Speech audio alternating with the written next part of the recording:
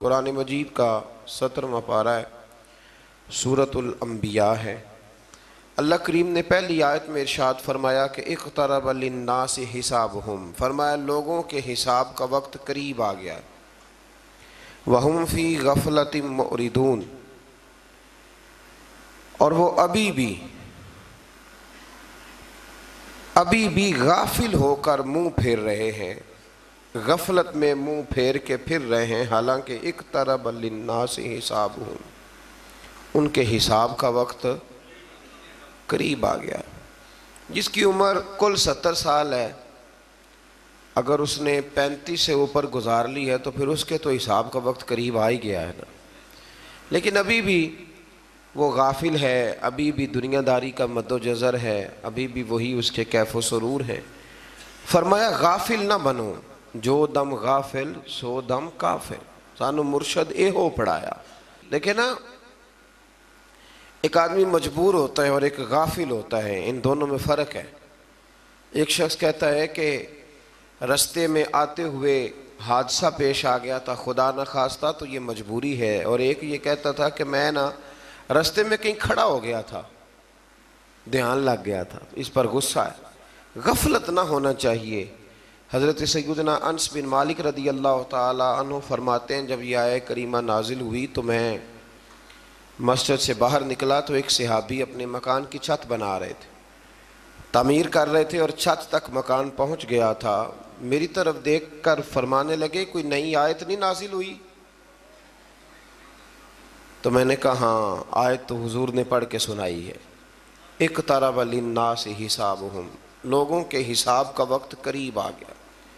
وہم فی غفلۃ معرضون، اور وہ ابھی بھی اعراض کر رہے ہیں، منہ پھیر رہے ہیں اپنی غفلت میں۔ فرماتے ہیں جب میں نے انہیں یہ آیت سنائی نا، تھوڑی دیر کے لیے وہ خاموش ہو گئے، چپ کر گئے۔ پھر وہ نیچے اترے، انہوں نے ہاتھ جھاڑے اور مسجد نبوی کی طرف بڑھ گئے۔ تو میں نے کہا کہاں جا رہے ہو، مکان نہیں بنانا؟ تو فرمانے لگے تمہیں نے تو کہا ہے کہ حساب کا وقت آ گیا ہے، ابھی تو تم نے آیت سنائی ہے، تو اب میں مکان بناتا رہوں؟ اب تیاری کرتے اللہ کی بارگاہ میں حاضر ہونے کی، اب تیاری کرتے۔ ایک بات ہمارے بزرگ فرمایا کرتے تھے، وہ کہتے تھے لوگ نوکری سے بھی ریٹائر ہو جاتے ہیں، گھر کے کام کاج سے بھی ریٹائر ہو جاتے ہیں، ایک وقت ایسا آتا ہے کہ من پسند کھانوں سے بھی بندہ ریٹائر ہو جاتا ہے، معدہ ہی برداشت نہیں کرتا، کھا ہی نہیں سکتا۔ فرمایا کرتے تھے دعا کرو اللہ ہمیں گناہوں سے ریٹائر ہونے کی توفیق عطا کرے، وہ اصل چیز ہے، اس سے بھی ہم ریٹائر ہو جائیں۔ تو اس آیہ مقدسہ میں اللہ تبارک و تعالیٰ نے اس بات کا ذکر فرمایا، اور فرمایا کہ وہ غافل ہو کے پھر رہے ہیں، دین کی باتوں سے روح گردانی کرتے ہیں، جب کوئی نصیحت کی کوئی نئی بات ان کے پاس آتی ہے تو توجہ سے سنتے نہیں، اور بس کھیل تماشے کے انداز سے سنتے ہیں، اور نبی کو اپنے جیسا بشر قرار دیتے ہیں، قرآن کو جادو، خواب پریشاں، شاعری اور خود ساختہ کلام قرار دیتے ہیں۔ قرآن نے بتایا کہ پہلے رسول بھی حاملین وحی تھے، وہ بھی کھاتے پیتے تھے، بشری تقاضے اور نبوت و رسالت کی عظمت اور شان کے خلاف نہیں ہوتے۔ اس کے بعد پچھلی قوموں کی سرکشی اور ان پر نازل کیے جانے والے عذاب کے آنے پر ان کے اقرار جرم اور ندامت کے رائے گاہ جانے اور ان کے نیست و نابود ہونے کا ذکر ہے۔ آیت نمبر 22 سے لے کر اللہ تعالیٰ نے تقریباً آیت نمبر 24 تک پھر اپنی وحدانیت کے دلائل بیان فرمائے، زمین و آسمان کی تخلیق، صبح و شام کا آنا جانا، ان باتوں کا پھر سے ایک دفعہ ذکر فرمایا۔ آیت نمبر 25 میں فرمایا کہ ہر رسول کی طرف اس امر کی وحی کی جاتی رہی کہ اللہ وحدہ لا شریک ہے، اور صرف وہی عبادت کے لائق، اللہ کے علاوہ کوئی عبادت کے لائق۔ فرمایا یہ میں نے ہر نبی کو وحی کی، یہ ہر رسول کو کہا، اللہ کے علاوہ کوئی عبادت کے لائق، اللہ کے علاوہ کوئی عبادت کے لائق۔ بڑا ہی پسند ہے یہ جملہ اللہ کو، لا الہ الا اللہ، یہ اللہ کے علاوہ کوئی لائق عبادت ہے ہی نہیں۔ آیت نمبر 30 سے اللہ تعالیٰ نے تخلیق کائنات کے سلسلے کو بیان کرتے ہوئے فرمایا کہ آسمان اور زمین بند تھے تو ہم نے ان دونوں کو کھول دیا اور ہم نے پانی سے ہر جاندار چیز بنائی. دروازے بند بھی ہم نے کھولے ہیں اور ہر جاندار چیز ہم نے پانی سے بنائی. پھر آیت نمبر 35 میں قانون قدرت بیان کیا کہ ہر نفس نے موت کا ذائقہ چکھنا ہے، یعنی ہر ذی حیات پر موت آئے گی. جو زندہ ہے وہ مرے گا بھی. الاشیاء تعریف بھی ازدادیہا، چیزیں اپنی ضدوں سے پہچانی جاتی. دن ہے تو پھر رات بھی آئے گی، صبح ہے تو شام بھی ہوگی. اسی طریقے سے یہ یاد رکھیے گا کہ اگر کوئی زندہ ہے تو اس پر موت بھی آئے گی. آگے چل کے بتایا کہ قیامت اچانک آئے گی، حیرت زدہ کر دے گی، نہ کوئی اسے رد کر سکے گا اور نہ کسی کو مہلت دی جائے گی، اچانک آ جائے گی. آیت نمبر 42 سے اللہ کے سوا جتنے بھی معبود ہیں سب کی نفی کر دی گئی. آیت نمبر 46 میں فرمایا کہ جو لوگ عذاب کا مطالبہ کرتے ہیں اگر ان کو اللہ کے عذاب کا جھونکا بھی لگے، ہلکی سی ہوا بھی لگے، تو یہ اپنے ظالم ہونے کا اعتراف کر لیں. اللہ اکبر. آیت نمبر 47 میں فرمایا کہ قیامت کے دن عدل کا ترازو قائم ہوگا اور کسی پر کوئی ظلم نہیں ہوگا. ہر ایک کا رائی کے دانے کے برابر بھی کوئی عمل ہوا تو وہ ریکارڈ پہ آئے گا.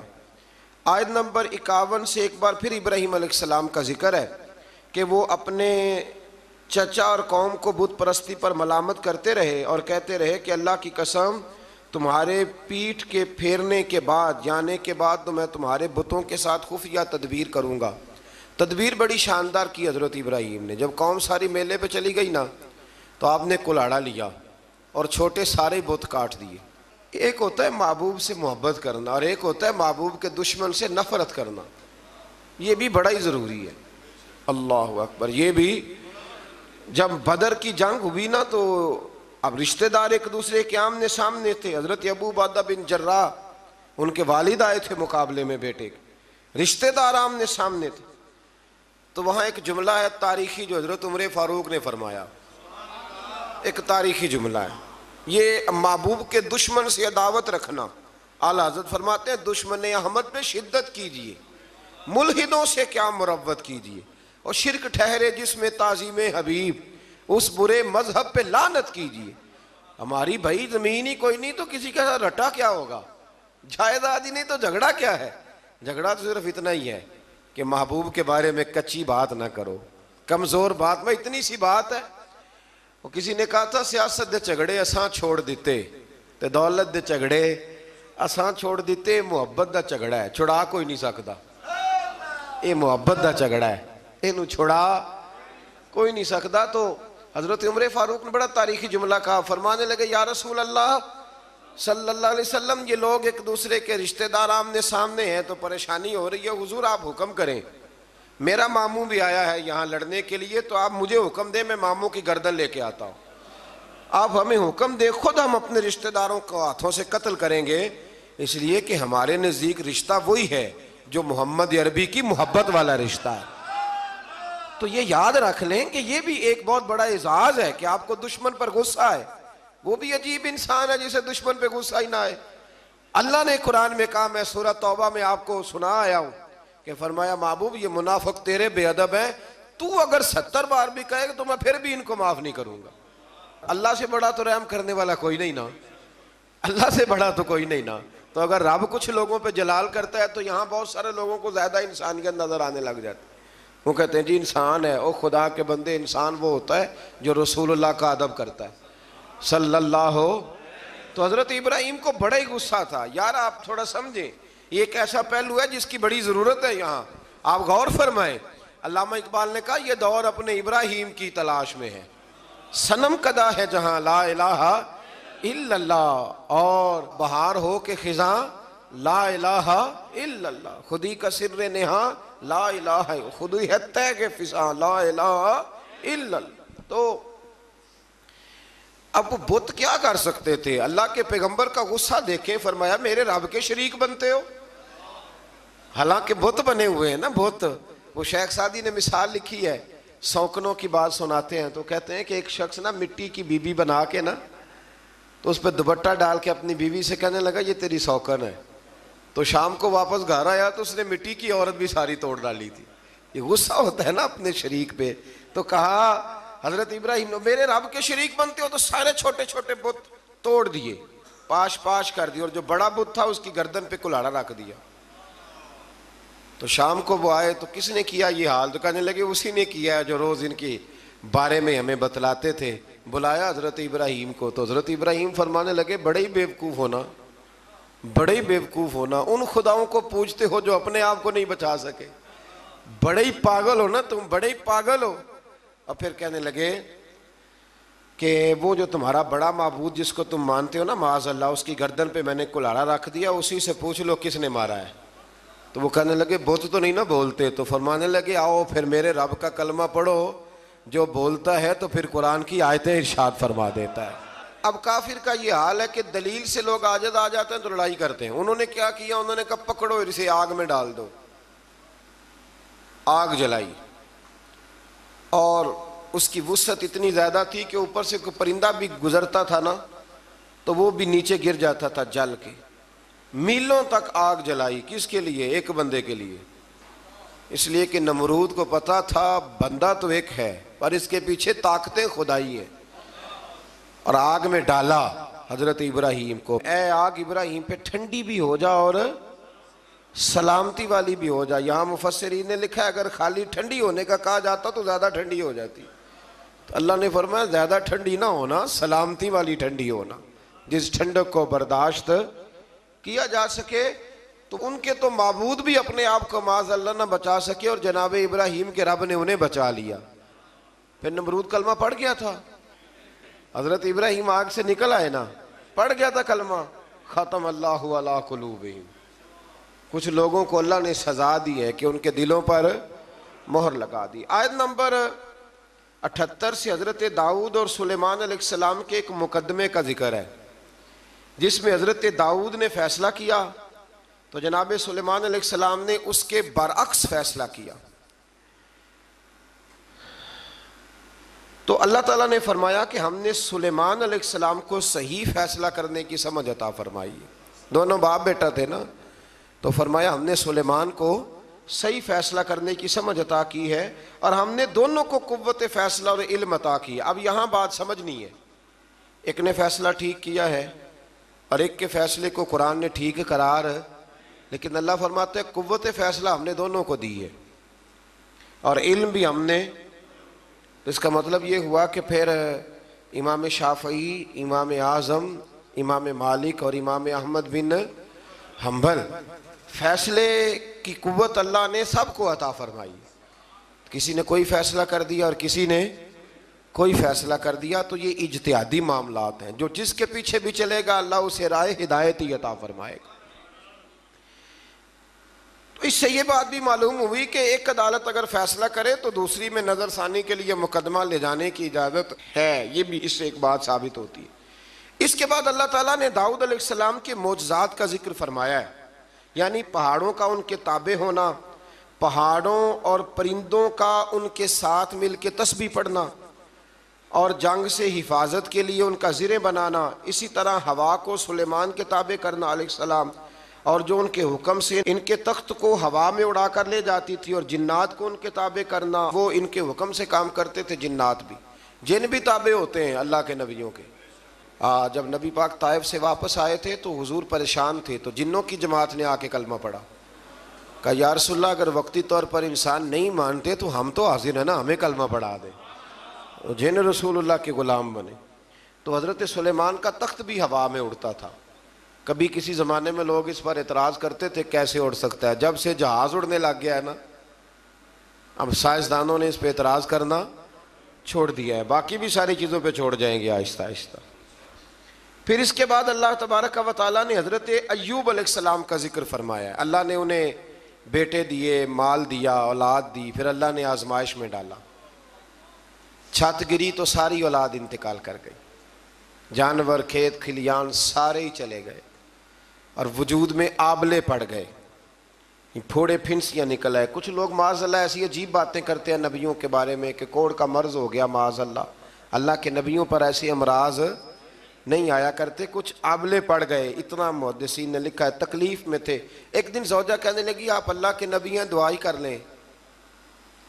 اللہ شفا دے دے۔ تو آپ فرمانے لگے سکھ کتنی دیر رہے؟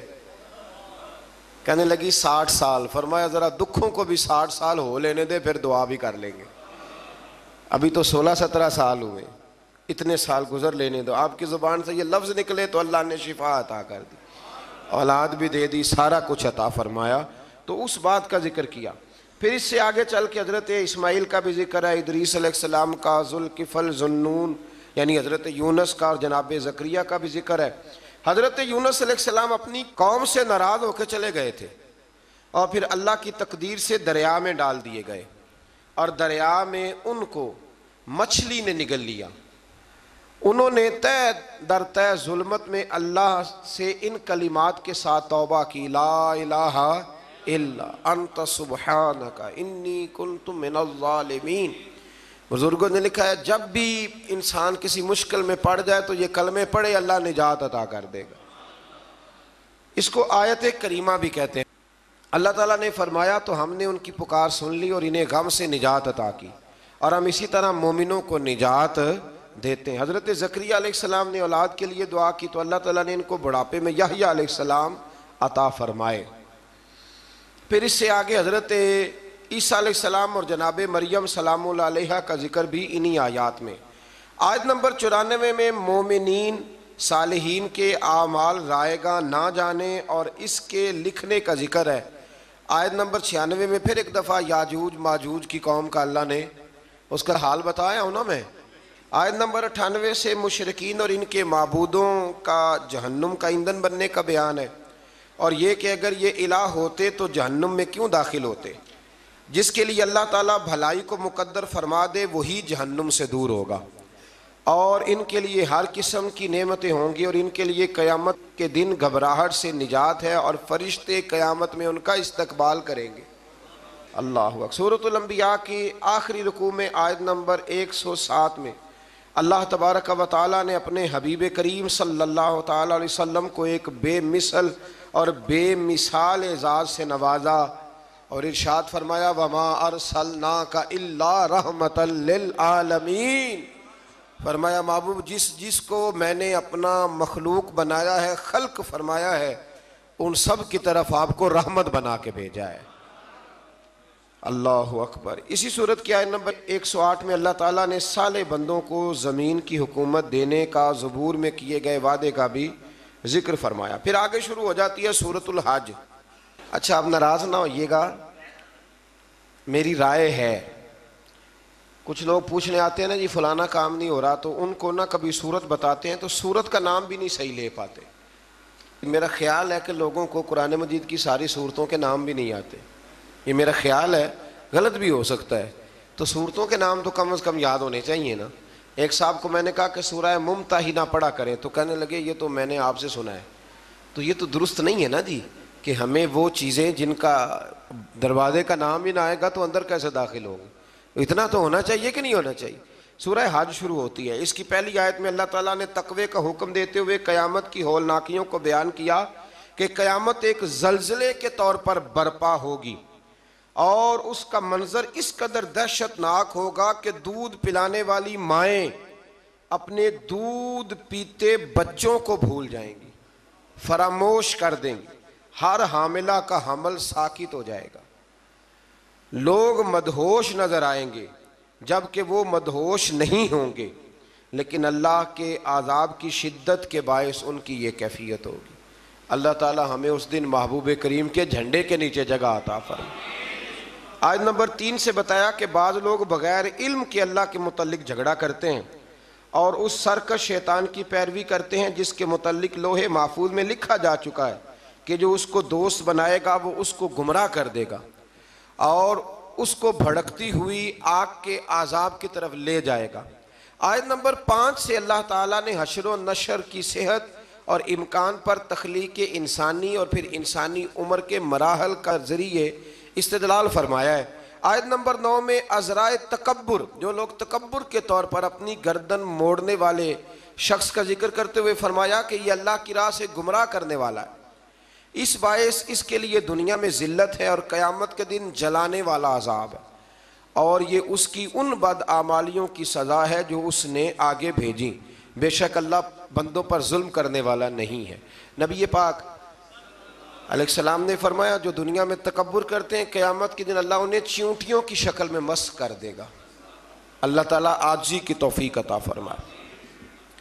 آیت نمبر 11 سے ان لوگوں کا ذکر کیا کہ جن کا مقصود دنیاوی مفادات ہیں، اگر انہیں کوئی بھلائی مل جائے تو وہ دین پر مطمئن ہو جاتے ہیں، اور اگر کوئی آزمائش آ جائے تو منہ کے بل پلٹ جاتے ہیں۔ ایسوں نے ایسے ہی دنیا اور آخرت کا نقصان سمیٹا، ایسے لوگ ان کی عبادت کرتے ہیں جو نہ انہیں نقصان پہنچا سکتے ہیں اور نہ ہی نفع دے سکتے ہیں، یہ دور کی گمراہی ہے۔ پھر آیت نمبر 17 میں فرمایا کہ دنیا میں بظاہر اہل ایمان، یہود، صابی، عیسائی، آتش پرش اور شرک کرنے والے ملے جلے سے ہیں، اللہ قیامت کے دن ان سب کے درمیان فیصلہ فرمائے گا، بے شک اللہ ہر چیز پر نگہبان ہے۔ آیت نمبر 18 میں بتایا کہ جو کچھ آسمانوں اور زمینوں میں ہے، سورج، چاند، ستارے، پہاڑ، درخت، چوپائے اور بہت سے انسان اللہ ہی کے لیے سجدہ کرتے ہیں، اور بہت سے وہ بھی ہیں جن پر عذاب مقدر ہو چکا، اور جس کو اللہ ذلیل کرے گا تو اسے پھر کوئی عزت دینے والا نہیں ہے۔ بس یہ دعا کریں اللہ پردہ پوشی عطا فرمائے، اور اللہ جو عزت دے تو اپنی بارگاہ ناز سے دائمی عزت عطا فرمائے۔ آیت نمبر 19 سے مومنین اور کفار ہر دو فریق کا ذکر ہے۔ کفار کے لیے دردناک عذاب اور مومنین کے لیے اخروی نجات اور نعمتوں کا ذکر ہے۔ آیت نمبر 25 سے فرمایا کہ جن لوگوں نے کفر کیا اور اللہ کے راستے سے اور اس مسجد حرام سے روکنے لگے جس کو ہم نے لوگوں کے لیے مساوی بنایا، خواہ وہ مقامی ہو یا باہر سے آئیں، جو اس مسجد حرام میں ظلم کے ساتھ زیادتی کا ارادہ کرے گا ہم اس کو دردناک عذاب چکھائیں گے۔ اگر اللہ تعالیٰ کسی گروہ کو وہاں حکومت دے دو تو اس کو یہ حق نہیں پہنچتا کہ وہ دوسروں کو ذلیل کرے، یہ اللہ نے قرآن میں بیان کر دی۔ فرمایا جو مسجد حرام میں کسی کے ساتھ ظلم اور زیادتی کرے گا اللہ اسے دردناک عذاب دے گا۔ ہم یہاں بیٹھ کے کم سے کم بات کرتے ہیں، آپ کو پتہ ہے معتدل بات کرتے ہیں، ہماری خواہش نہیں ہوتی، ہم اپنی بات کرتے ہیں، کسی کو چھیڑتے نہیں، لیکن کیا وہاں بیٹھے لوگوں کا بھی تو یہ حق بنتا ہے کہ نہیں بنتا کہ وہ بھی کوئی اختلافی بات نہ کریں؟ یا اگر کوئی بات کرنی ہے تو پہلے پوچھ لیں، لیکن اگر وہ ہمارے بزرگوں کے نام اس طرح لے کے توہین ہو، توہین یعنی نام لیتے وقت وہ توہین کے لب و لہجے کو اختیار کریں تو یہ ظلم ہے، یہ زیادتی ہے، یہ ایک جبر ہے۔ یعنی باقی امیر ملکوں کے لوگ اگر گروپوں کی شکل میں آئیں تو وہ ٹھیک ہے، لیکن اگر غریب ملک کے 4-5 لوگ کٹھے آ جائیں تو وہ کٹھے رہ سکتے؟ یہ ظلم ہے، یہ زیادتی ہے۔ اللہ تبارک و تعالیٰ صبح قیامت اس کا حساب لے گا، رب کریم نے قرآن میں بیان فرما دیا ہے۔ اللہ تعالیٰ سمجھنے کی توفیق عطا فرمائے۔ جب آپ کسی قوم سے اس کے بارے میں پوچھیں گے، مطلب آپ نے منشور پوچھنا ہے پاکستان کا، الحمدللہ سارے مزدور قابل عزت ہیں، تو منشور آپ ریڈی والے سے پوچھیں گے کہ بتائیں پاکستان کی تحریک جب چل رہی تھی تو منشور دستور کیا تھا؟ اس کو پتہ ہے بیچارے کو کیا، اس کو تو روزی روٹی تو فرصت نہیں۔ تو آپ اس شعبے کے بندے سے بات کریں۔ آپ نے جب اہل سنت کا عقیدہ پوچھنا ہے تو آپ کسی جاہل کو پکڑ کے پوچھیں گے، کسی ان پڑھ بندے کو پوچھیں گے؟ ایک جاہل آدمی کو کھڑا کر لیا جاتا ہے، اس سے پوچھتے ہیں جی فلانی فلانی بات بتا، تو وہ بیچارہ کیا بتائے گا؟ اگر آپ میں اخلاقی جرت ہے تو پھر آپ اس طرح کریں کہ جو کسی مذہب کے نمائندے ہیں ان کے سامنے آ کے بات کریں اور ان سے آپ دلائل لیں اور نظریہ پوچھیں۔ دیکھیں نا، ایک صاحب نے مجھ سے سوال کیا کہ آپ کہتے ہیں نبی پاک ہر جگہ موجود ہے، میں نے کہا تمہیں کس بیوقوف نے کہا؟ ہم تو یہ نہیں کہتے، ہم تو کہتے ہیں حضور اپنے مزار میں حیات ظاہری میں ہیں اور ساری دنیا کو اس طرح دیکھتے ہیں جس طرح اپنے ہاتھ کی ہتھیلی کو دیکھتے ہیں، اور جہاں چاہتے ہیں حضور تشریف لے جاتے ہیں۔ یہ ہم نے کب کہا ہے کہ اپنے وجود کے ساتھ نبی پاک ہر جگہ حاضر و ناظر ہے؟ اور اتنا بڑا جھوٹ لوگ بولتے ہیں۔ ایک بڑا سیاںا میانہ بندہ ہے ایک جماعت کا، اس کی کتاب میرے پاس ہے، اس نے لکھا ہے کہ یہ جو لوگ ہیں یہ اپنے پیر کو چھوٹا خدا مانتے ہیں۔ کبھی کہا ہے کسی نے؟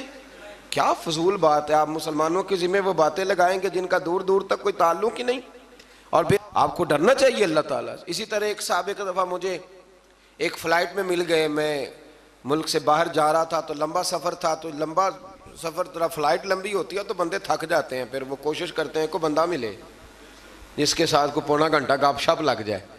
تو اس نے مجھے دیکھ لیا، آ گئے، کہنے لگے جی آپ حضور کو عالم الغیب مانتے ہیں؟ میں نے کہا مننا میں وہاں تے پتہ تینوں ہے، یہ جی فلسفہ ہے نا بھائی، جو مانتا میں اس کا پتہ مجھے ہونا چاہیے، مانتا میں ہوں اور پتہ. میں نے کہا میں مانتا ہوں کہ آپ، کہنے لگے نہیں آپ تو. میں نے کہا ہم حضور کو عالم الغیب نہیں مانتے، ہم نبی پاک کا علم غیب مانتے. حضور کا علم غیب، وہ علم غیب جو انہیں اللہ نے عطا فرمایا ہے، اللہ کا دیا ہوا علم غیب. عالم الغیب تو اللہ ہے. اب ایک سادے آدمی سے اگر وہ کہے گا نا آپ حضور کو عالم الغیب مانتے ہیں، تو بیچارے کو نہیں پتا کہ عالم الغیب کیا ہوتا ہے، علم غیب اور عالم الغیب میں فرق. تو وہ بیچارہ کہہ دے گا کہ بھئی ہاں ہم مانتے ہیں.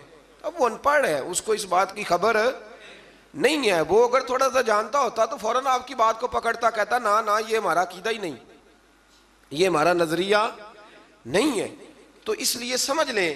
اسی طرح سے ایک بیان کاٹ کے لے آیا جی فلاں عالم نے کہا ہے کہ اللہ کے سوا کوئی مددگار نہیں. تو میں نے کہا بالکل ٹھیک ہے، اللہ کے سوا کوئی مددگار، اللہ کے سوا کوئی مددگار.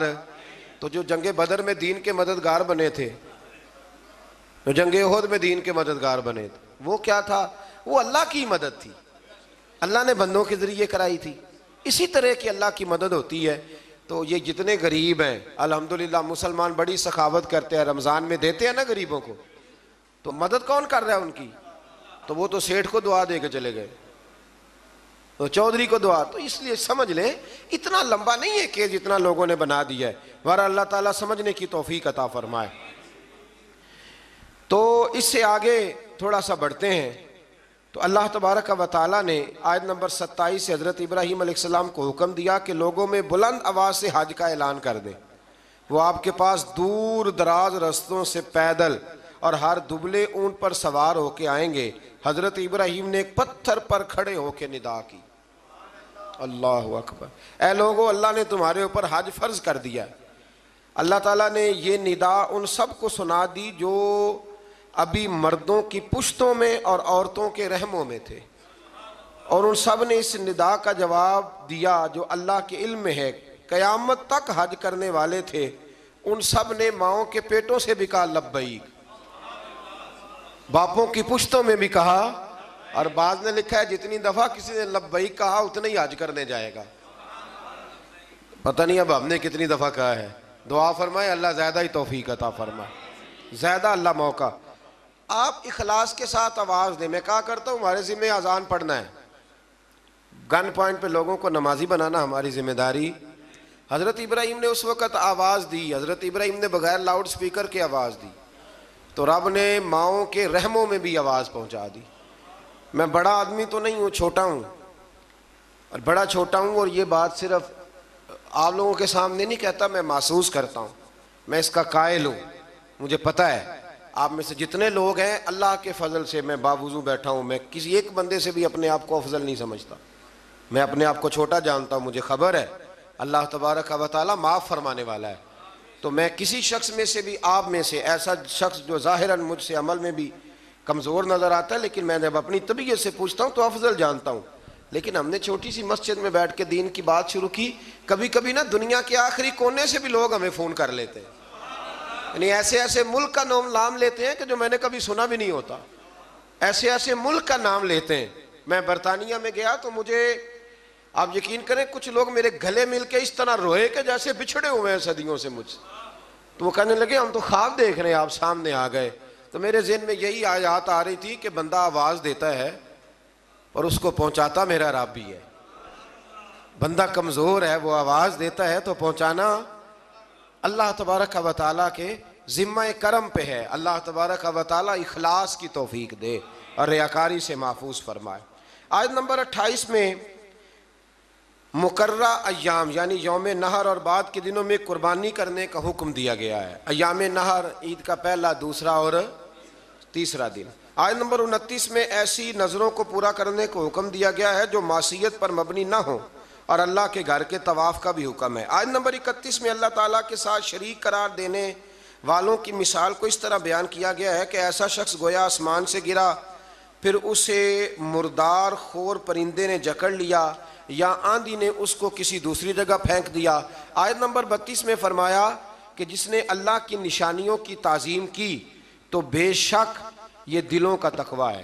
آیت نمبر 34 سے فرمایا کہ ہم نے ہر امت کے لیے قربانی کا طریقہ مقرر کیا تاکہ وہ اللہ کے دیے ہوئے بے زبان چوپایوں پر ذبح کے وقت اللہ کا نام لیں۔ بس تمہاری عبادت کا مستحق ایک اللہ ہی ہے، اور قربانی کے اونٹوں کو ہم نے تمہارے لیے اللہ کی نشانیوں میں سے بنا دیا ہے، ان میں تمہارے لیے بھلائی ہے، پس تم ان کو قطار میں کھڑا کر کے ان کے نہر کرنے کے وقت اللہ کا نام لو، پھر ان سے خود بھی کھاؤ اور محتاج اور مانگنے والوں کو بھی کھلاؤ۔ آیت نمبر 37 میں عبادات میں اخلاص کی تعلیم دیتے ہوئے فرمایا کہ قربانی کا مقصد گوشت پوشت کا حصول نہیں، بلکہ قربانی کا مقصد تو اللہ کی رضا ہے۔ آیت نمبر 39 میں مظلوم مہاجر مسلمانوں سے نصرت کا وعدہ کر کے اپنے دفاع میں لڑنے کی اجازت کا بیان ہے۔ آیت نمبر 39 تا 41 میں بتایا کہ یہ سنت الہیہ ہے کہ وہ مجاہدین کے ذریعے ظالموں کا کلا کما فرماتا ہے۔ اگر ایسا نہ ہوتا تو راہبوں کی خانقاہیں، کلیسا اور یہودیوں کی عبادت گاہیں اور مسلمانوں کی مساجد کو ویران کر دیا جاتا۔ اگلی آیت میں حکومت اسلامیہ کے قیام کا مقصد بیان کیا گیا کہ اس کا مقصد ہے نظام صلاۃ و زکوٰۃ کا قیام، نیکیوں کا پھیلاؤ اور برائیوں کا سد باب۔ یہ اسلامی حکومت کے قیام کا کیا کرنا ہے؟ اسلامی حکومت نے نظام نماز مقرر کرنا ہے، نظام زکوٰۃ مقرر کرنا ہے، نیکیوں کو پھیلانا اور برائیوں کا۔ تو ہمارے تو وزیر کہتے ہیں کہ مولویوں نے نہیں چلانا ملک، چلانا کس نے ہے؟ یہ اللہ ہی بہتر جانتا ہے۔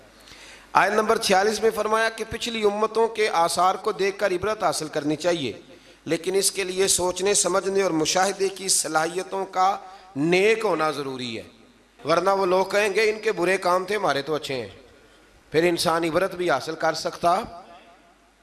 آیت نمبر 48 میں کفار کے عذاب کے معاملے میں جلدی کرنے، مہلت ملنے سے غلط فہمی کا شکار ہونے پر فرمایا کہ عذاب تو آ کر ہی رہے گا، اللہ اپنے وعدوں کے خلاف نہیں کرتا۔ آیت نمبر 49 میں رسول اللہ صلی اللہ علیہ وسلم کو تمام روئے زمین کے انسانوں کے لیے نذیر بنا کر بھیجنے کا بیان فرمایا۔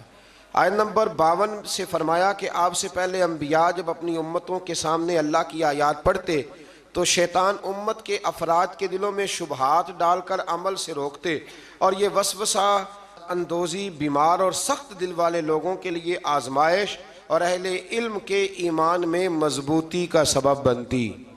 فرمایا جب شیطان وسوسہ دیتا ہے نا تو الجھتے وہ لوگ ہیں، پریشانی ان لوگوں کو ہوتی ہے جن کے دلوں میں پہلے سے شبہات ہوتے ہیں، اور جن کے دلوں میں شبہات نہیں نہ ہوتے، شیطان جب وسوسہ دیتا ہے تو ان کا یقین اور مضبوط ہو جاتا ہے۔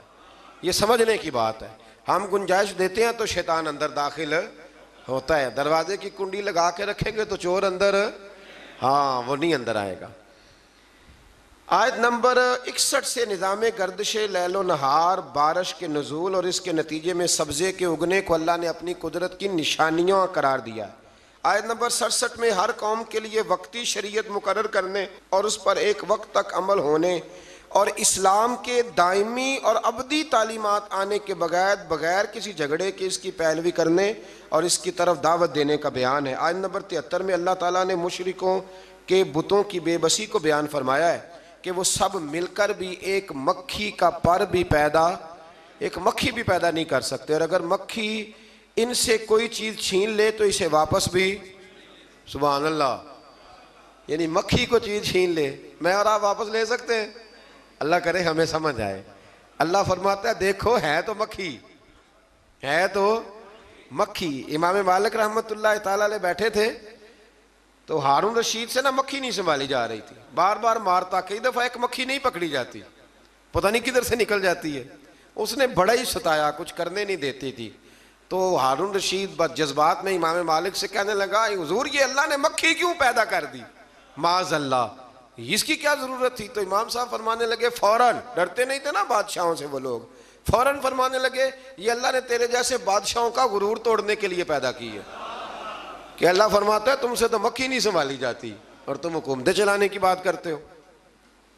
بت اور ان کے پجاری دونوں کمزور ہیں۔ آیت نمبر 75 میں فرمایا کہ منصب رسالت کوئی فرمائشی منصب نہیں،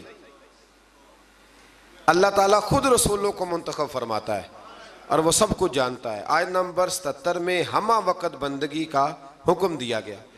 اس پارے کی آخری آیت میں دین کی سربلندی کے لیے سر توڑ کوششیں کرنے دین کے معاملے میں تنگی نہ ہونے، ملت ابراہیم کی پیروی کرنے، اور آخر میں نماز قائم کرنے، زکوٰۃ ادا کرنے، اللہ تعالیٰ کے دامن رحمت کو مضبوطی سے پکڑنے کا بیان فرمایا۔ اللہ تعالیٰ کی مدد ان چیزوں سے وابستہ ہے۔ آج ایک سپارہ اور بیان کرنا ہے۔ اللہ تعالیٰ توفیق عطا فرمائے، اللہ تعالیٰ ہمت عطا فرمائے، آپ سب کو اللہ بڑی برکتیں عطا فرمائے۔ سورۃ المومنون سے یہ پارہ شروع ہوتا ہے۔ سورۃ المومنون کی جو ابتدائی 11 آیات ہیں وہ تعلیمات اسلامی کی جامع آیات ہیں۔ ان میں فلاح یافتہ جو کامیاب ہونے والے ایماندار ہیں ان کی صفتیں بیان کی گئیں۔ فرمایا گیا کہ وہ نمازوں میں خشوع خضوع کرتے ہیں، ہر قسم کی بیہودہ باتوں سے لا تعلقی، زکوٰۃ کی ادائیگی، اپنی پاک دامنی کی حفاظت، امانت اور عہد کی پاسداری اور نمازوں کی پابندی۔ آخر میں فرمایا گیا کہ ان صفات کے جو حامل اہل ایمان ہیں وہ ہمیشہ جنت میں رہیں گے۔ آیت نمبر 13 سے انسانی تخلیق کے مدارج کو بیان کیا گیا۔ پہلے نطفہ، پھر اس کے بعد جمع ہوا خون، پھر گوشت کا لوتھڑا، پھر گوشت اور ہڈیوں پر مشتمل جسم کی تشکیل۔ اس کے بعد فرمایا یہی خالق و مالک موت کے بعد آخرت میں دوبارہ زندہ کر دے گا۔ جو ماں کے پیٹ میں صورتیں بناتا ہے نا، قبر سے بھی دوبارہ زندہ کر لے گا۔ پھر آیت نمبر 27 سے ایک بار پھر حضرت نوح علیہ السلام کی کشتی بنانے کا ذکر ہے۔ آیت نمبر 33 سے بیان ہوا کہ ہود کی قوم کے کفار، منکرین آخرت اور خوشحال لوگوں نے نبی پر طنز کرتے ہوئے کہا کہ یہ تو ہم جیسے بشر ہیں۔ اللہ تعالیٰ نے پھر ان کی ہلاکت کا بیان فرمایا، اور پھر اللہ تعالیٰ نے حضرت موسیٰ اور ہارون کی بعثت کا بھی ذکر کیا، اور قوم موسیٰ کی سرکشی جو پچھلے پاروں میں گزر گئی اس کا بھی یہاں اللہ نے دوبارہ ذکر فرمایا۔ آیت نمبر 52 سے دین اسلام کے ایک ہی دین ہونے، فرقہ بازوں کا اسلام کی وحدت کو پارا کرنے، اور ان کے جو امیر لوگ ہیں ان کے خوش فہمی میں مبتلا ہونے کا بیان بھی فرمایا گیا۔ آیت نمبر 56 سے فرمایا کہ وہ اہل ایمان جن کے دلوں میں خشیت الہی ہے، جو شرک نہیں کرتے، جو اللہ کی راہ میں عاجزی کے ساتھ خرچ کرتے، اور جنہیں قیامت پر ایمان ہے، وہی لوگ نیکیوں میں جلدی کرتے ہیں اور سبقت کرتے ہیں۔ آیت نمبر 64 میں کفار کی پکڑ اور اس پر ان کے چلانے کا بیان ہے۔ اس کا سبب یہ ہے کہ یہ اللہ تعالیٰ کی آیات سے روح گردانی کرتے، تکبر اختیار کر کے قرآن کو افسانہ کہہ کے بکواس کرتے تھے۔ آیت نمبر 78 سے اللہ تعالیٰ کی نعمتوں کا ذکر ہے کہ اس نے انسان کو سننے کے لیے کان، دیکھنے کے لیے آنکھیں، سمجھنے کے لیے دل عطا کیا۔ گردش لیل و نہار، زندگی اور موت اسی کے قبضہ و قدرت میں۔ آیت نمبر 85 سے اللہ تعالیٰ نے استفہامی انداز میں بیان کیا کہ اگر ان منکرین آخرت سے پوچھا جائے کہ زمین اور ان کے خزانوں کا مالک کون ہے، 7 آسمانوں عرش عظیم کا مالک اللہ، ہر چیز کی بادشاہت کس کے قبضے میں ہے؟ اللہ کے، جس کے مقابل کوئی نہیں، وہ کون ہے؟ اللہ۔ تو ہر سوال کے جواب میں کہیں گے اللہ۔ تو پھر آپ ان سے پوچھئے کہ کیا تم سحر زدہ ہو، تم پر جادو ہو گیا ہے؟ پھر اس مالک و ملک پر ایمان کیوں نہیں لاتے؟ اس کے احکام کو تسلیم کیوں نہیں کرتے؟ آیت نمبر 91 سے بیان ہوا کہ اللہ کی کوئی اولاد نہیں، اس کے سوا کوئی عبادت کا مستحق نہیں ہے۔ اگر ایسا ہوتا کہ ایک سے زیادہ خدا ہوتے تو ہر ایک اپنے لشکروں کو لے کر دوسرے پر غلبہ پانے کی کوشش کرتا، حالانکہ اللہ وحدہ لا شریک کے اقتدار کو چیلنج کرنے والا کوئی نہیں۔ اللہ اکبر۔ سورت کے آخر میں بیان فرمایا کہ انسان کو بے مقصد پیدا نہیں کیا اور اللہ کی بارگاہ میں آخری جواب دہی کے لیے لوٹ کر جانا ہے۔ آیت نمبر 96 میں برائی کو اچھائی سے دفع کرنے کا بیان ہے۔ اس کے بعد اپنے حبیب مکرم صلی اللہ علیہ وسلم کے ذریعے اللہ تعالیٰ کے بندوں کو ہر قسم کے شیطان کے شر سے پناہ دینے کا طریقہ تعلیم فرمایا۔ آیت نمبر 99 سے کفار کی موت کے وقت کی ندامت اور ان کے دنیا میں واپس جا کر نیک عمل کرنے جیسی ناممکنہ باتوں کی تمنا کرنے کا بیان بھی ہے۔ آیت نمبر 101 سے قیامت کے دن تمام رشتوں کے ختم ہونے اور اعمال کے سبب نجات ہونے کا ذکر ہے۔ آیت نمبر 106 سے اللہ تعالیٰ کی آیات کو جھٹلانے والوں کی گفتگو کہ ہماری بدبختی نے ہم کو گمراہ کیا اور اگر ایک بار ہم نکل گئے تو دوبارہ لوٹ کر نافرمانی نہ کرنے کا بیان ہے۔ اللہ تعالیٰ فرمائے گا پھٹکارے ہوئے پڑے رہو اس میں اور میرے ساتھ بات نہ کرو، تم دنیا میں مومن بندوں کا مذاق اڑاتے تھے اور وہ یہ دعا پڑھتے تھے. کافر مذاق اڑاتے تھے اور مومن کہتے ربنا آمنا، اے اللہ ہم تجھ پر ایمان لائے، فاغفر لنا ذنوبنا، ہمارے گناہوں کو بخش دے، ورحمنا، اور ہم پر رحم فرما، وانت خیر الراحمین، تو سب سے بڑھ کر رحم کرنے والا ہے. ان کو ان کے صبر کا بدلہ کامیابی کی صورت میں ملا. آیت نمبر 112 میں فرمایا کہ جب ان سے زمین پر گزاری ہوئی مدت کے بارے میں پوچھا جائے گا تو یہ کہیں گے ایک دن یا دن کا کچھ حصہ گزارا. آخری آیت میں امت محمدیہ صلی اللہ علیہ وسلم کو استغفار کرنے اور رحم کی دعا مانگنے کا حکم ہے، جو کہ یہ آیت ہے رب اغفر وارحم وانت خیر الراحمین. فرمایا یہ دعا مانگا کرو، رب اغفر وارحم وانت خیر الراحمین. پھر اس سے آگے سورۃ نور شروع ہو جاتی ہے. سورہ نور میں اللہ تعالیٰ نے خانگی اور معاشرتی احکام کو بیان کیا ہے. ابتدائی آیات میں زنا کرنے والے غیر شادی شدہ مرد اور عورت کی سزا کو بیان کیا کہ ان کی سزا 100 کوڑے ہیں جو غیر شادی شدہ ہو، اور صاحبان اقتدار اہل ایمان کو کہا گیا کہ تمہیں اس سزا کے نفاذ میں ان پر رحم نہیں چاہیے. حکمرانوں کو حکم ہے جب کوڑے مارنے ہیں زانی کو تو پھر رحم، ہاں یہ بھی دین ہے، دین نافذ کرنا پڑتا ہے. اور ہمارے یہاں نا بڑی اب ویڈیو آتی ہیں کہ وہ جی بچے رو پڑے جی بکری ذبح ہونے لگی نا جب، تو میں نے کہا یہ قوم جہاد کرے گی جو بکریوں کے ذبح ہونے پہ رو رہی ہے، اور وہ ویڈیو بنا رہا ہے ابا دیکھو میرے بچے کا بکرے سے کتنا پیار ہے. خدا کے بندے خیال کریں، جذبہ جہاد ہے، شوق ہے. جب دین نافذ کرنا ہے تو فرمایا پھر تم نے رحم والے جذبات نہیں رکھنے، اس کو یاد کر رکھیں. اور تمہاری ایک جماعت اس سزا کے نفاذ کے وقت موجود ہو. یہ تو ہے نا غیر شادی. اور شادی شدہ کی سزا کیا ہے؟ اس کو یعنی اتنے روڑے مارے جائیں گے کہ وہ ماری جائے. کہ ابھی بھی یہ باز نہیں آیا. اللہ تعالیٰ سمجھنے کی توفیق دے. آیت نمبر 4 سے بیان کیا گیا کہ جو لوگ پاک دامن عورتوں پر زنا کی تہمت لگائیں پھر اس کے ثبوت میں 4 گواہ پیش نہ کر سکیں. سنو اللہ کا قرآن، ایسے ہی بیٹھ کے کہہ دیتے ہیں فلاں بی بی ایسی ہے تو فلاں بی بی ایسی ہے. شرم نہیں آتی بہو بیٹیوں کے بارے میں معاذ اللہ لوگ باتیں کرتے ہیں؟ غور کریں قرآن کیا کہتا ہے. فرمایا جو لوگ پاک دامن عورتوں پر زنا کی تہمت لگائیں پھر اس کے ثبوت میں 4 گواہ پیش نہ کر سکیں تو تم ان کو 80 کوڑے مارو. ان کو 80 کوڑے مارو اور ان کی شہادت کو بھی قبول نہ کرو.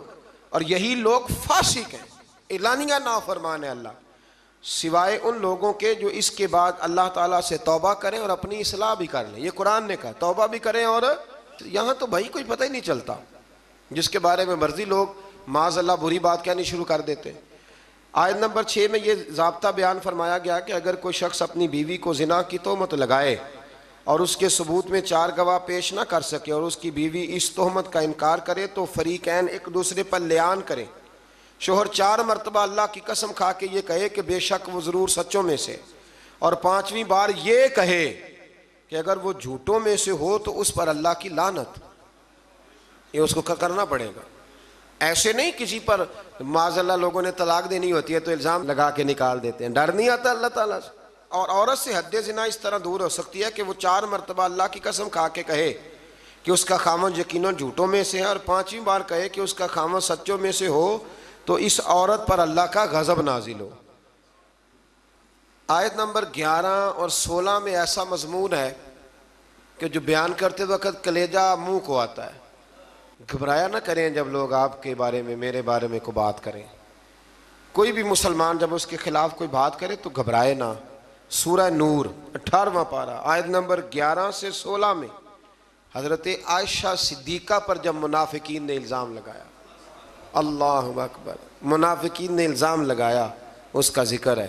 یارو حضرت عائشہ پر، مومنوں کی ماں پر منافقین نے الزام لگا دیا، اور میرے رسول کریم علیہ السلام کی آنکھیں آنسوؤں سے تار ہو گئیں. ابو بکر صدیق نے گھر سے نکلنا چھوڑ دیا. حضرت عائشہ اتنی بیمار ہوئی کہ بستر سے اٹھ نہیں سکتی. او لوگو، اتنی فنکاری کہ رسول اللہ کے گھر تک دنیا پہنچ گئی. مولا علی شیر خدا آئے, عرض کرنے لگے سونیا فکر نہ کریں, جو رب آپ کے وجود پر مکھی نہیں بیٹھنے دیتا وہ ناپاک عورت آپ کے بستر پہ آنے دیتا ہے. یہ کیا بات ہوئی؟ صحابہ کرام تڑپ اٹھے, یارو یہ رنگ بھی ہے. میں کہتا ہوں یہ مضمون بیان نہیں ہو سکتا. میں نے کہا تھا مخلوق تو فنکار ہے اس درجہ کے پل بھر میں, سنگے در کعبہ سے بھی اسنام تراشے, تم کون ہو کیا چیز ہے داغے کبابی, لوگوں نے تو مریم پہ بھی الزام تراش. لوگ باز آتے ہیں. پھر حضرت عمر فاروق اٹھے اور کہا ھذا بہتان عظیم, یہ چھوٹا الزام نہیں یہ بڑا الزام ہے. تو اللہ نے پھر اسی طرح سورہ نور کی آیت نمبر 11 سے 16 میں حضرت عائشہ صدیقہ پر اللہ مومنوں کی ماں کو ہم سے راضی فرمائے. بڑا درجہ ہے اس پاک عورت کا, بڑا مرتبہ. ساری جوانی رسول اللہ کے دین کے نام کر دی, بڑی خدمت کری, بڑی نوکری کری, بڑا کام کیا. حضرت مجدد الفسانی رحمت اللہ علیہ فرماتے ہیں جب میں حضور کے لیے سال ثواب کرتا نا, وہ چیز پکاتا ختم شریف, تو میں حضور کے اہل بیت کو صحابہ کئیوں کے نام لیتا, کئیوں کے نہ لیتا, سب کے لیے بھی نہیں جاتے. کہتے ہیں میں کئیوں کے نام لیتا لیکن کوئی معاذ اللہ بغض دعوت نہیں. ویسے میرے منہ سے نا حضرت عائشہ کا نام کبھی نکلا ہی نہیں, نہ میں نے لیا. تو کہتے ایک دن مجھے رسول کریم کی زیارت ہوئی تو حضور نے فرمایا تو میری عائشہ کا نام ہی نہیں لیتا, تجھے پتہ نہیں میں روٹی عائشہ کے گھر کھاتا ہوں اور تم وہاں سال ثواب ہی نہیں کرتا. وہ میرے لیے کھانے پکاتی ہے, میں اس کے گھر کھانا کھاتا ہوں. اور یہ وہ میرے محبوب کی پیاری زوجہ ہے کہ حضور نے فرمایا عائشہ میرے نکاح میں آنے سے پہلے حضرت جبریل نے مجھے تیرا نقشہ دکھایا تھا, گویا تیری فوٹو دکھائی تھی, اور فرمایا عائشہ جب تو مجھ سے راضی ہوتی ہے تب بھی مجھے پتہ چل جاتا, اور جب تو ناراض ہوتی ہے تو تب بھی پتہ چل جاتا. حضرت عائشہ کہنے لگی حضور میرے ماں باپ قربان ہو, آج بتائیں تو صحیح آپ کو کیسے پتہ چلتا ہے؟ تو حضور فرمانے لگے جب تو مجھ سے راضی ہوتی ہے نا تو کہتی ہے مجھے رب محمد کی قسم, اور جب تو ناراض ہوتی ہے تو کہتی ہے مجھے رب ابراہیم کی قسم. فرمایا رب ابراہیم کا بھی ہے, لیکن جب تو میرے نام سے رب کریم کو پکارتی ہے تو لگتا ہے آج تو بڑی راضی ہے. رسول کریم علیہ السلام کا وہ پیار, وہ محبت. 40 سال حضور کے بعد وہ حیات رہی, چوتھا حصہ دین میرے رسول کریم کا امت کو انہوں نے پہنچایا. حضرت فاطمہ کی شان میں حدیثیں حضرت عائشہ صدیقہ نے بیان فرمائی. حضرت عائشہ نے, جناب خدیجۃ الکبریٰ کے تذکرے حضرت عائشہ نے ہمیں بتائے. اتنی سچی بی بی کے بارے میں بات کرتے ہو, یاد رکھو صبح قیامت بھی یہ ساری ام المومنین میرے محبوب کے ساتھ جنت میں موجود ہوگی. دعا فرمائے اللہ ہمیں ان ماؤں کا صدقہ خیرات عطا فرمائے. تو آیت نمبر 11 سے 16 میں حضرت عائشہ صدیقہ پر جو منافقین نے تہمت لگائی اس کی جانب اشارہ فرمایا, اور ان چیزوں کا سد باب کیا جو معاشرے کے بگاڑ کا باعث ہو سکتی ہیں. جن منافقین نے یہ تہمت لگائی تھی ان کا پردہ فاش کیا. جو مسلمان منافقین کے بجھائے ہوئے حسین جال میں پھنس گئے تھے ان پر عتاب فرمایا اور ان کو تنبیہ کی وہ آئندہ ہوشیار رہیں اور منافقین کے کہنے پر نہ آئے. منافق مسلمانوں کی عزت و ناموس کو برباد کرنے کے در پہ, اس لیے مسلمانوں کے لیے جائز نہیں کہ وہ سنی سنائی بات کو آگے بڑھا دیں, بلکہ مومن مردوں اور مومن عورتوں کو اپنوں کے متعلق, یہ اللہ فرماتا ہے, اپنوں کے متعلق نیک گمان کرنا چاہیے. اور اگر تہمت لگانے والے اس تہمت پر 4 گواہ نہ لائیں تو وہی اللہ کے نزدیک جھوٹے ہیں. اور اگر دنیا اور آخرت میں تم پر اللہ کا فضل اور اس کی رحمت نہ ہوتی تو تم نے جس تہمت کا چرچا کیا تھا اس کی وجہ سے تمہیں بہت بڑا عذاب پہنچتا. تم نے اس کو سنتے ہی یہ کیوں نہ کہا کہ ایسی بات کرنا ہمارے لیے جائز نہیں. اے اللہ تو پاک ہے اور یہ بہت ہی سنگین بہتان ہے, یہ بہت ہی, میں کہتا ہوں منافقین نے کیا تو ظلم, پر دیکھیں پھر اللہ نے حضرت عائشہ کی برات قرآن میں بیان فرما دی اور سورہ نور اتری حضرت عائشہ کی برات کے لیے. نام بھی کیا ہے؟ سورہ نور. آیت نمبر 19 سے یہ فرمایا کہ جو لوگ یہ چاہتے ہیں کہ ایمان والوں میں بے حیائی کی بات پھیلے ان کے لیے دنیا اور آخرت میں دردناک عذاب ہے. آیت نمبر 21 سے فرمایا کہ اے ایمان والو شیطان کے قدم بقدم نہ چلو, کیونکہ جو شخص شیطان کے قدم بقدم چلے گا تو بے شک شیطان بے حیائی اور برائی کے کاموں پہ ابھارتا ہے. آیت نمبر 22 میں رشتہ داروں اور مسکینوں کی دل آزاری کے سبب ان پر خرچ کرنے سے ہاتھ نہ روکنے، معاف کرنے اور درگزر کرنے کا بیان ہے۔ یہ بھی سمجھنے والی آیت ہے۔ فرمایا کہ تم نے جب کسی پہ خرچ کرنا ہے تو اسے معاف بھی کرنا ہے اور درگزر بھی کرنا ہے۔ اگر عادتیں دیکھ کے خرچ کرو گے پھر تو کسی پہ بھی نہیں ہو سکتا، معاف کرو گے، درگزر کرو گے تو پھر ہی کسی کے ساتھ نیکی ہو سکتی ہے۔ آیت نمبر 23 سے پاک دامن بے خبر ایمان والی عورتوں پر بدکاری کی تہمت لگانے والوں کے لیے دنیا اور آخرت میں لعنت اور بہت بڑے عذاب کا بیان ہوا، جس دن ان کے خلاف ان کی زبانیں، ان کے ہاتھ، ان کے پاؤں گواہی دیں گے کہ وہ دنیا میں کیا کرتے رہے۔ اس دن اللہ تعالیٰ کے حق اور انصاف کے ساتھ ان کو پورا بدلہ دے گا۔ آپ ایک بات سمجھ رہے ہیں ان آیات میں؟ مرد پر الزام لگانے کی بات ہی کوئی نہیں ہو رہی۔ اس کا مطلب ہے دنیا میں زیادہ الزام زنا کا کس پہ لگتا ہے؟ اللہ تعالیٰ توفیق عطا فرمائے۔ ہے نا عجیب بات؟ وہ میرے پاس ایک صاحب آیا کرتے تھے تو انہوں نے پسند کی شادی کی ہوئی ہے۔ ایک دن مسئلہ پوچھنے آئے تو مسئلہ پوچھنے نہیں آئے، مجھے اطلاع دینے آئے۔ کہنے لگے کہ بہن کا قتل جائز ہے؟ میں نے کہا، اور بڑے سٹائل سے، خونخوار آنکھوں سے۔ میں نے کہا کیوں جی؟ کہنے لگے جی اگر وہ غلط ہو جائے تو مار نہیں دینی چاہیے۔ میں نے کہا کیا غلط ہوئی ہے، کیا اس نے کیا؟ کہنے لگے وہ کہتی ہے مرضی سے شادی کروں گی۔ تو میں نے کہا ٹھیک ہے، وہ اگر غلط جگہ پہ اصرار کر رہی ہے تو ٹھیک نہیں، لیکن آپ کے لیے قتل تو پھر بھی جائز نہ رہا۔ ہاں اگر کوئی بہت بڑی غلط بات کرے تو اس کی کچھ نہ کچھ سزا ہے، لیکن یہ جو انداز ہے۔ تو میں نے کہا وہ صاحب آپ نے بھی تو پسند کی ہے نا، لڑکے یہ کام کر لیں تو پھر ایسا بھی کبھی ہوا ہے کہ باپ کی غیرت چھا گئی کہ لڑکا میرا جو پسند کی شادی کر رہا ہے لڑکا قتل کر دوں؟ لڑکوں کو کیوں نہیں قتل کرنے نہیں چاہیے، لیکن میں مثال دے رہا ہوں۔ وہاں نہیں غیرت جاگتی؟ لڑکے کے پاس 15 عورتوں کے نمبر ہو تو وہ پاک کا پاک ہے، اور بچی پر شک بھی گزر جائے، شک بھی، وہ جی طلاق ہو گئی، ہمارے پاس کیس آتے ہیں نا، طلاق کیوں جی؟ اس کے موبائل پہ ایک میسج نکل آیا تھا کسی غیر کا، اس نے پوچھا تھا کیا حال ہے؟ تو میں نے کہا وہ ضروری ہے، کوئی تنگ کرنے کے لیے بھی تو ایسا کر سکتا ہے، لیکن 1 منٹ لگتا ہے۔ تھوڑا سا ڈرنا چاہیے اللہ تعالیٰ سے، تھوڑا خیال کرنا چاہیے۔ اس کا مطلب ہے زیادہ تہمت عورتوں پہ لگتی ہے۔ عورت کو اسلام نے بڑی عزت دی ہے، عورت کو اسلام نے بڑی عزت دی ہے۔ کبھی اسے بیٹی بنایا ہے، کبھی بہن بنایا ہے، کبھی اسے کہا یہ جب تیرے نکاح میں آئے گی تو تیرا ایمان مکمل کر دے گی۔ ایمان کے مکمل ہونے کا سبب ہے اتنا بڑا درجہ ہے بی بی کا۔ اور پھر میرے رب کریم کے محبوب نے فرمایا کہ اللہ تعالیٰ نے نا جنت ہی ماں کے قدموں کے نیچے رکھ دی۔ تھوڑا خیال کریں، اکرام کریں، احترام کریں، اللہ توفیق عطا فرمائے۔ پھر آیت نمبر 30 سے مسلمان مردوں کو یہ حکم دیا کہ وہ اپنی نگاہیں نیچی رکھیں، اپنے شرمگاہوں کی حفاظت کریں۔ اسی طرح مسلمان خواتین کو حکم دیا کہ اپنی نگاہیں نیچی رکھیں اور اپنی عصمت کی خود حفاظت کریں، اپنی زیبائش کو، اپنے فیشن کو ظاہر نہ کریں۔ اپنی زیب و زینت دکھانی ہو تو صرف اپنے خامد کو دکھائیں، یہ اللہ نے منع کر دیا۔ اور جسم کے جس حصے کا پردہ ممکن ہو جیسے ہاتھ اور پیر، ان کے سوا باقی جسم کو ڈھانپ کر رکھیں اور اپنے گریبانوں کو دوپٹوں سے چھپائے رکھیں، یہ اللہ قرآن میں فرما رہا ہے۔ اور اپنے خامد اور اپنے محارم، یعنی جن سے نکاح نہیں ہو سکتا، جیسے بھائی ہے، بیٹا ہے، باپ ہے، اور اپنے نوکروں اور کم اور ناسمجھ بچوں کے سوا اپنے بناؤ سنگار کو کسی کے سامنے ظاہر نہ کریں، اور زمین پر زور سے پاؤں مار کے نہ چلیں۔ عورتوں کو حکم مل رہا ہے، عورتیں توجہ کریں، تاکہ ان کی پوشیدہ زیب و زینت ظاہر نہ ہو، اور ان تمام برائیوں سے اللہ کی بارگاہ میں توبہ کرنے پر کامیابی ہے۔ آیت نمبر 32 سے فرمایا کہ تم اپنے بے نکاح مردوں اور عورتوں کا نکاح کر دو، اور اپنے باصلاحیت غلاموں اور باندیوں کا، اگر وہ فقیر ہوں تو اللہ ان کو اپنے فضل سے غنی کر دے گا۔ جو لوگ نکاح کی گنجائش نہیں رکھتے وہ اپنی عفت اور پاکیزگی برقرار رکھیں، حتیٰ کہ اللہ تعالیٰ انہیں اپنے فضل سے غنی کر دے۔ اللہ تو فرما رہا ہے نکاح کر دو غنی ہو جاؤ گے۔ تو ابا جی کہتے ہیں جنی دیر تکر پیراں تے نہ کھلوتا اگر کتے کھلا دیئے، یعنی عجیب بات ہے نا جی، وہ پیراں تے پتہ نہیں اس نے کب کھڑے ہونا ہے۔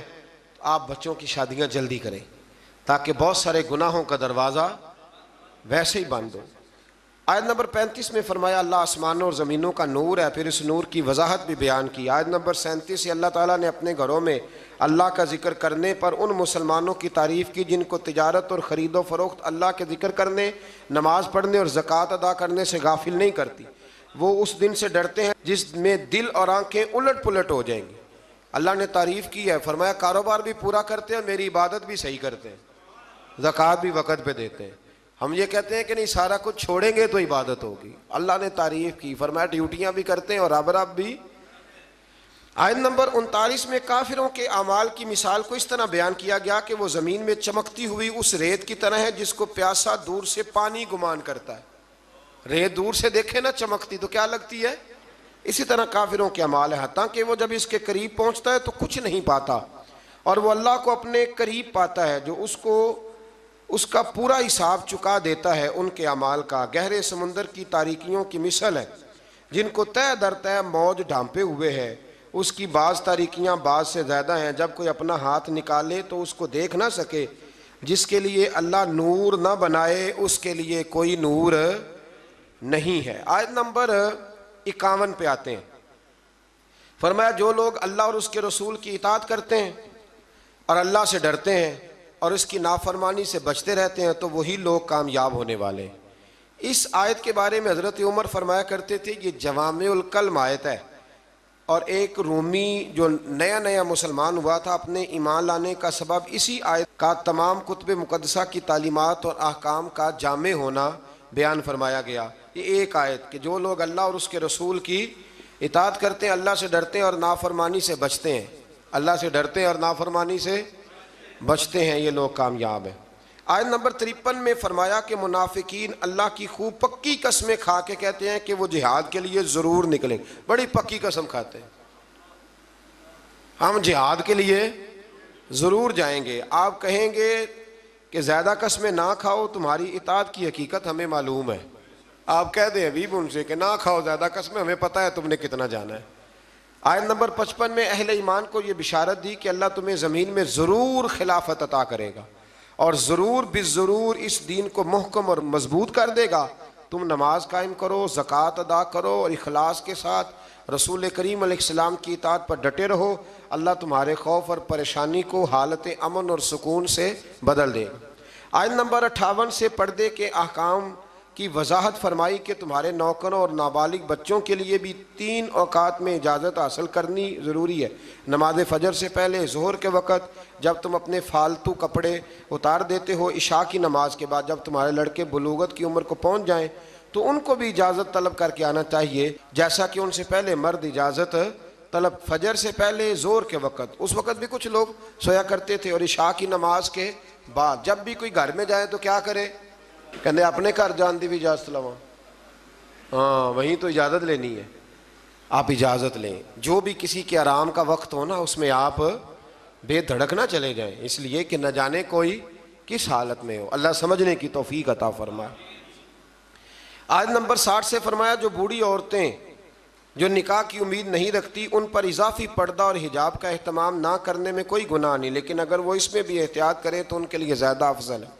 ایسی بوڑھی عورت جو نکاح کے قابل نہ رہے اس پر حرج کوئی نہیں، لیکن کرے گی پردہ تو اس کے لیے بھی بہتر ہی ہے. یہاں بڑی جلدی لوگ اس سے گنجائش لے لیتے ہیں، جو میں نے کہا ہے اس پر غور کیجئے گا. آیت نمبر 61 میں معذور لوگوں اور دیگر مسلمانوں کو اپنے والدین، رشتہ داروں اور دوستوں کے گھر سے کچھ کھا پی لینے کی اجازت دی گئی ہے. اس کے بعد اکیلے اور مل کر کھانے کی اجازت ہے، اور گھر داخل ہوتے وقت گھر والوں کو سلام کرنے کا بیان ہے. پتر نہ سلام لوے تو وہ شامت آ جاندی، تین نہیں پتہ سلام لئیدا ہے. اگر ابا جی نہ لے تو چلے میں اگلی بات ہی نہیں کرتا چونکہ مسئلہ نہ بن جائے کوئی. ابا جی کو بھی تو لینا چاہیے سلام کے نہیں. بچے کہتے ہیں ہمیں لیکچر ملتے ہیں اور ابا جی خود سلام نہیں لیتے. میرا خیال ہے اگر ابا جی سلام لیں گے تو پھر بچوں کو لیکچر دینے کی ضرورت ہے، وہ خود بخود سلام لے لیں گے. آیت نمبر 62 میں انتظامی آداب کا بیان فرمایا گیا. مومنین صرف وہی ہیں جو اللہ اور اس کے رسول صلی اللہ علیہ وسلم پر حقیقتاً ایمان رکھتے ہیں، اور جب وہ کسی مجتمع ہونے والی مہم میں رسول اللہ صلی اللہ علیہ وسلم کے ساتھ ہوتے ہیں تو ان کی اجازت کے بغیر کہیں نہیں جاتے. اے رسول صلی اللہ علیہ وسلم، جو لوگ آپ سے اپنے کام کے سلسلے میں اجازت طلب کرتے ہیں آپ ان میں سے جسے چاہے اجازت دیں اور ان کے لیے اللہ سے مغفرت طلب کریں. حضور چاہیں تو اجازت دیں اور چاہیں تو. آیت نمبر 63 میں بارگاہ رسالت کے آداب گفتگو اور انداز خطاب کا بیان ہے، اور نبی کریم علیہ السلام کی نافرمانی پر مرتب ہونے والے عذاب سے ڈرایا گیا ہے کہ تم رسول اللہ صلی اللہ علیہ وسلم کے بلانے کو ایسا قرار نہ دو جس طرح تم آپس میں ایک دوسرے کو بلاتے ہو. اور جو لوگ رسول اللہ صلی اللہ علیہ وسلم کے حکم کی خلاف ورزی کرتے ہیں وہ اس سے ڈریں کہ انہیں کوئی مصیبت پہنچ جائے یا انہیں کوئی دردناک عذاب پہنچ جائے۔ بے شک اللہ ہی کی ملکیت ہے جو کچھ آسمانوں میں ہے اور جو کچھ زمینوں میں ہے۔ اللہ کو تمہارے حال کا خوب علم ہے، جس دن وہ اللہ کی طرف لوٹائے جائیں گے تو ان کے کیے ہوئے سب کاموں کی خبر دے گا، اور اللہ ہر چیز کو جاننے والا ہے۔ آخر پہ آتی ہے جی سورۃ الفرقان۔ سورۃ الفرقان کی آیت نمبر 4 سے اس بات کا بیان ہے کہ کفار نے قرآن مجید کے کلام الہی ہونے کا انکار کیا اور اسے رسول اللہ صلی اللہ علیہ وسلم کا خود ساختہ کلام قرار دیا کہ پچھلے لوگوں کا کوئی افسانوی کہانیاں معاذ اللہ جو انہوں نے لکھوائی ہیں۔ کفار مکہ کے اس اعتراض کا بھی ذکر ہے کہ یہ رسول کھانا کھاتے ہیں، بازاروں میں چلتے ہیں، ان کی تائید کے لیے کوئی فرشتہ کیوں نہ اتارا گیا، انہیں کوئی خزانہ اور باغات کیوں نہ عطا کیے گئے، اور انہوں نے اللہ اور اس کے رسول صلی اللہ علیہ وسلم کو سحر زدہ بھی کہا معاذ اللہ، اور قیامت کے دن کو بھی جھٹلایا۔ اللہ تعالیٰ ان کی ان بے تکی باتوں کا رد فرمایا کہ قرآن کو اللہ کا کلام کہا، اور یہ کہ پہلے رسول بشری تقاضوں کے تحت کھانا بھی کھاتے تھے، اپنی ضرورت کے لیے بازار بھی جاتے تھے، یعنی بشری ضروریات نبوت اور رسالت کے منافی نہیں ہوتی۔ آج کل پیری مریدی میں بھی یہی مسئلہ ہے، پیر صاحب کو ہنسنا بھی نہیں چاہیے، انہوں کہیں آنا جانا بھی نہیں چاہیے۔ یعنی پیر صاحب کا تو یہاں تک حال خراب ہو جاتا ہے کہ کسی نے نا پیر صاحب کو دیکھ لیا نا کسی جگہ کسی ہوٹل میں بیٹھ کے کھانا کھاتے تو کہتے ہیں تسی اتنے روٹی کھانا آئے ہو، وہ خدا کے بندو یہاں انسان نہیں آتے روٹی کھانے۔ دیکھیں نا قرآن کس طرح ہمیں ترتیب سے چیزیں سمجھاتا ہے، کہتے ہیں جناب آپ یہاں کھڑے ہیں، چلو جی ٹھیک ہے جی، یہاں نہیں کھڑے ہوتے۔ میں ایک دفعہ بچوں کے جوتے لینے چلا گیا، مجھے ایک صاحب کہنے لگے اصل تسی ادھر کدھر آئے ہو؟ میں کہ یار میرے بھی 4 بچے نے، تو یہ لڑائی کر رہے تھے میرے ساتھ، مجھے جانا پڑتا ہے، مجبوری ہے، انہوں نے بھی جوتے پہننے۔ تو اب یہاں تک معاملہ آپ کو دیکھنا پڑتا ہے کہ جناب آپ جوتے لینے چلے گئے، آپ بازار ہی چلے گئے۔ بھائی ہر جگہ ماحول ہوتا ہے اور آپ چیزوں کو لیول پہ رکھا کریں۔ اور کمال پتہ کیا ہے کہ نبی کو بازار میں بھی دیکھا جائے پھر بھی ادب ہی کیا جائے، اور غار ثور میں دیکھا جائے تو پھر بھی، یہ کمال ہے نا کمال کی بات۔ حضرت صدیق اکبر نے حضور کو سوتے بھی دیکھا، جاگتے بھی دیکھا، گھوڑے پہ بھی دیکھا، اونٹ پہ بھی دیکھا، غار ثور میں بھی دیکھا، اکیلے میں بھی دیکھا، 1,44,000 کے مجمع میں بھی دیکھا۔ تو کسی نے کہا ابو بکر رج گئے ہو؟ کہنے لگے کہاں، میرا تو دل کرتا ہے وہ بیٹھا رہے اور میں دیکھتا ہی رہوں۔ یہ کمال ہے، یہ کمال ہے کہ آپ کا ادب پھر بھی برقرار رہے، پھر بھی آیت نمبر 12 سے کفار کے لیے عذاب جہنم اور جہنم کی سختیوں اور مومن کے لیے دائمی جنت اور اس کی نعمتوں کا بیان ہے۔ آیت نمبر 17 سے کفار اور ان کے معبودوں کے اکٹھے ہونے اور معبودان باطلہ کا سارا الزام کفار پہ لگانے کا ذکر ہے۔ اللہ ہماری حاضری قبول فرمائے۔